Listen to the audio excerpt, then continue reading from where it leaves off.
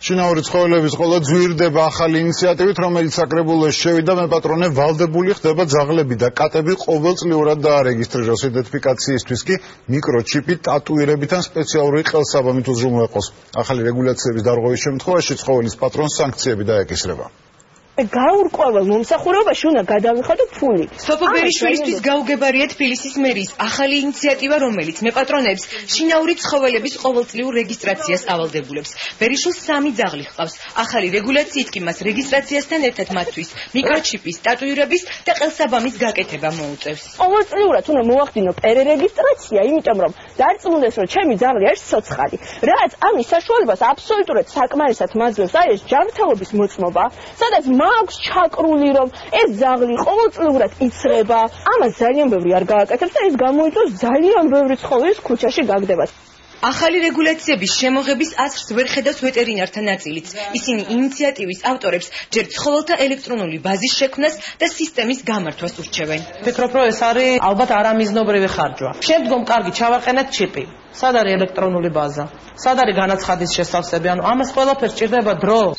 ცხოველების რეგისტრირებისა და იდენტიფიცირების გარდა მეპატრონებს საკუთარ სახლზე სპეციალური ნიშნის დამაგრებაც მოუწევს. იმის მიხედვით, თუ რა ჯიშის ცხოველი ჰყავს სახლში. იმ შემთხვევაში, თუ თქვენი ოთხფეხა მეგობარი შერეული სისხლისაა, ვალდებული გახდებით მოახდინოთ მისი სტერილიზაციაც. ამასთან ერთად იცვლება გაჩუქების და მემკვიდრეობის წესიც. თუ ბაბუა თქვენი სიყვა და მოკვდა ბაბუა თქვენ უფლებამოსილ ორგანოს მიმართოთ და აღნიშნოთ, რომ ოჯახის წევრს ეკუთვნა ძაღლი, რომელიც დაიღუპა, ეხლა თქვენ განახორციელებთ მოლაპატრონებთ შემდგომ მოლაპატრონობას. იმ შემთხვევაში, თუ ძაღლების მფლობელები მოლაპატრონობის ამ წესებს დაარღვევენ, მათ სოლიდური ჯარიმა დაეკისრებათ. წინასწარი ინფორმაციით ეს შემოსავლის 20% იქნება. ახალი წესის მიღებას აპროტესტებს არასამთავრობო ორგანიზაციების ნაწილი. ისინი სასამართლოში სარჩელის შეტანას გეგმავენ.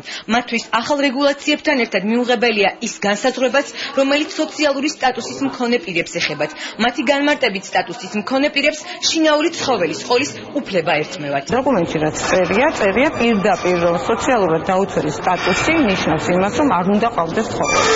ანუ აეგრძალება ცხოველი. ეს არის ჩვენ მიგვაჩნია, ეს არის დისკრიმინაცია. უკვე ცნობილია, რომ თბილისის მერიის ცხოველთა მონიტორინგის ცენტრის მომზადებულ წესს მხარს არ დაუჭერს საკრებულოს ოპოზიციის ნაწილი. ცოტა ხანში მივიღებთ სიტუაციას, როდესაც სახლში ცხოველის მოყვანა უფრო ადვილი იქნება, ვიდრე ძაღლის ან კატის მოყვანა. არის დასახვეწი და გასასწორებელი. ახალი წესი იქნება გაცილებით უფრო ჰუმანური და გაცილებით უფრო კარგად მორგებული ქალაქ თბილისის ურბანულ გარემოს.